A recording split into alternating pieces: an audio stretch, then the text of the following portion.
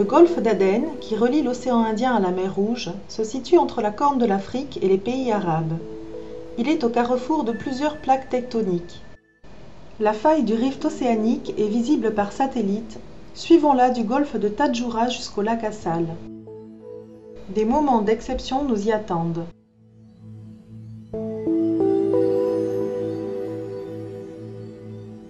Commençons par la visite du Fan, près des îles Moucha, un Liberty Ship construit par les Américains lors de la Deuxième Guerre mondiale.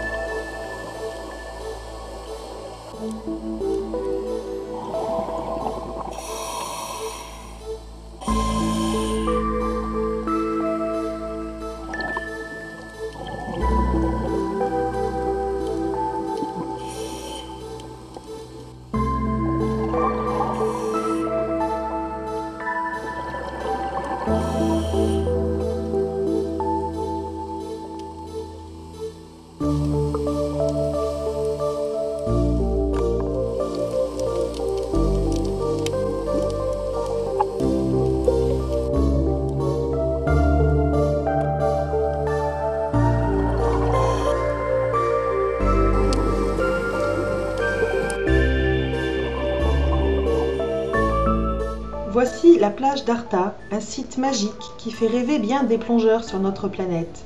Nous partons à la rencontre du géant des mers, le requin-baleine.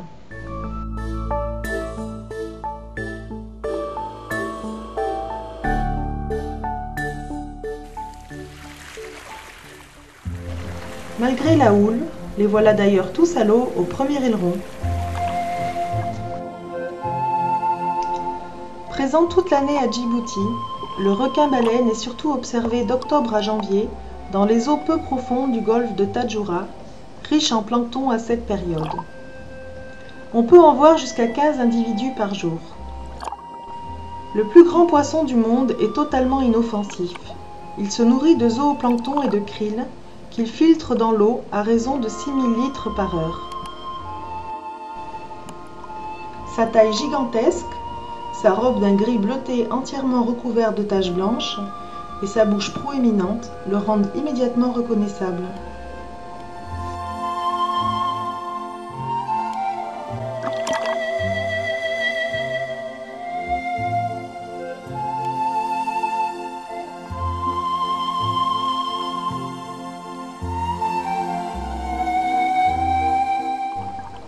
Le requin-baleine est paisible, tolérant à l'égard des plongeurs.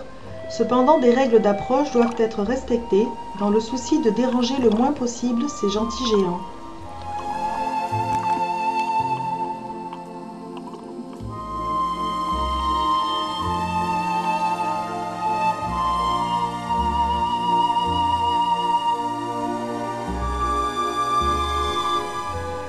Les requins-baleines du golfe de Tadjoura mesurent entre 3 et 18 mètres.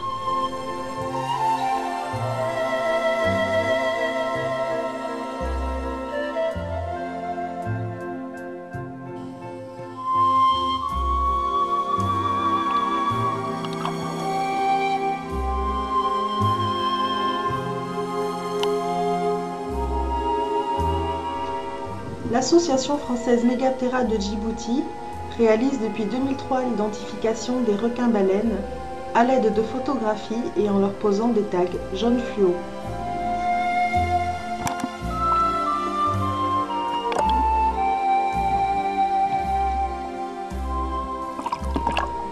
Le plus gros requin du monde reste néanmoins fragile et lié à son environnement. Sa disparition n'est pas à exclure, tant pour des raisons touristiques qu'économiques.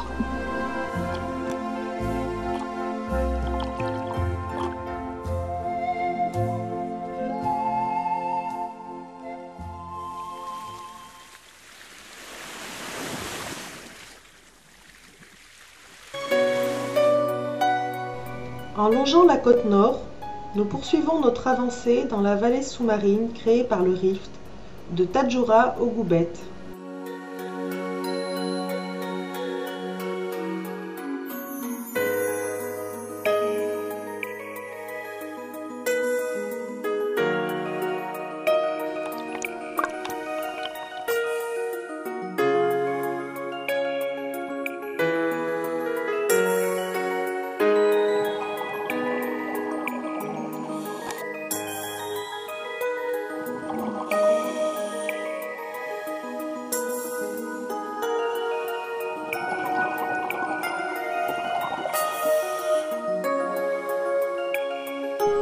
Les rencontres magiques se succèdent le long du rift.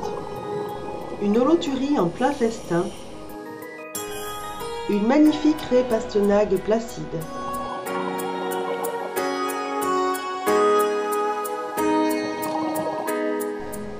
Un bouquet de sabelles.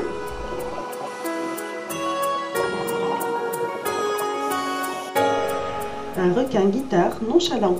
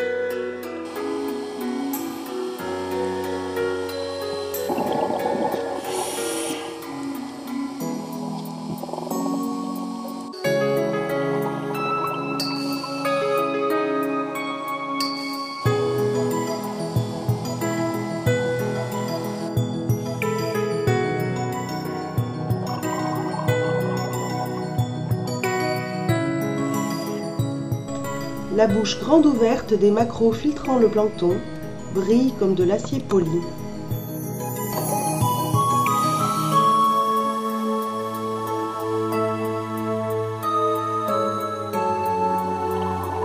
Dans le golfe, la remontée en surface peut réserver des surprises. On peut croiser d'énormes requins-baleines débonnaires ou de minuscules crabes nageurs étonnamment agressifs.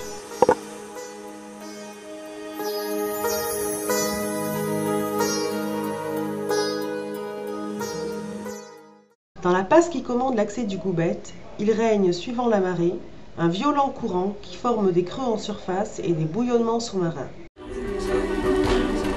C'est un lieu de rencontre des grands poissons prédateurs.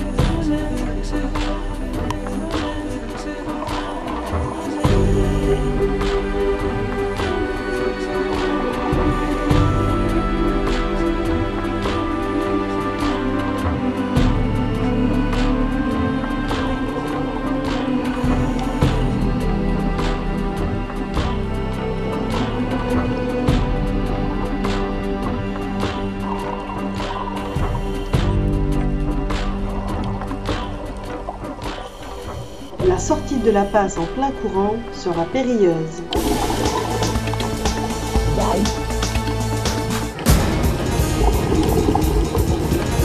Les plongeurs sont ballottés comme dans une énorme machine à laver.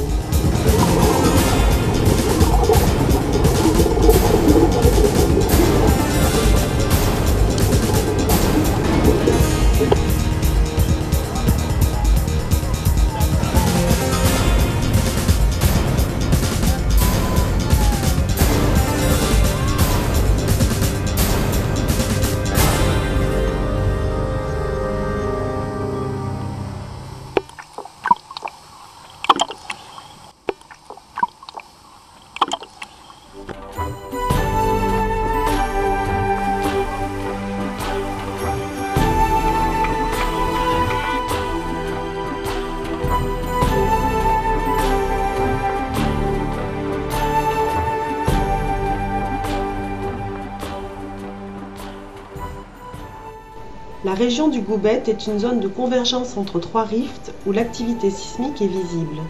En général, le rift est sous-marin. À cet endroit du monde, il est à ciel ouvert. Le Goubet Al-Karab, le gouffre des démons, est à l'extrême pointe du golfe de Tadjoura.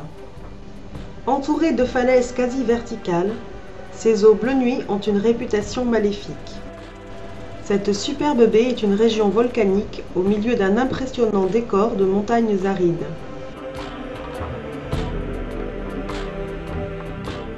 De nombreux volcans, dont le petit dernier date de 1978, témoignent de l'activité sismique du rift Afar. Les plaques d'Afrique et d'Arabie s'écartent d'environ 2 cm par an.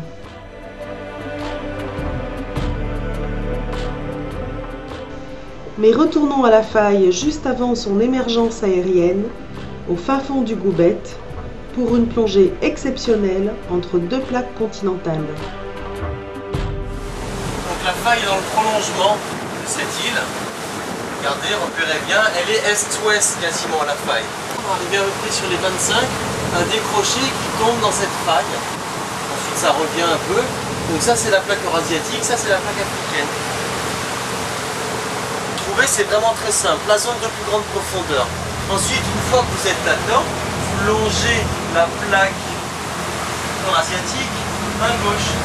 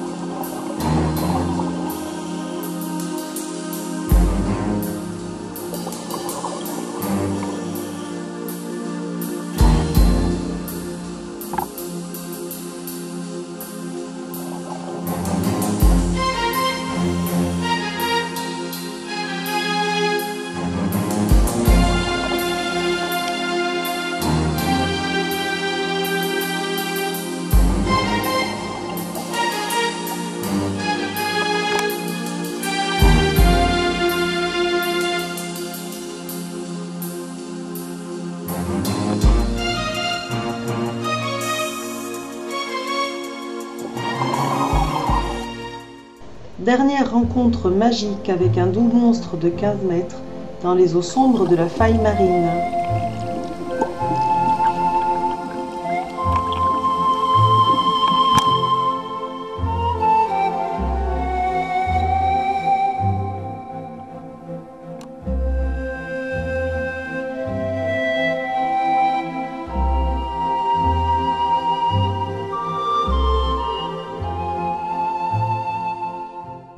La dernière étape le long du rift nous emmène au lac Assal, un lac salé à 150 mètres au-dessous du niveau de la mer. Au milieu d'un amas de massifs volcaniques, de champs de lave noircis et de sources d'eau chaude salée, s'étend la dépression du lac.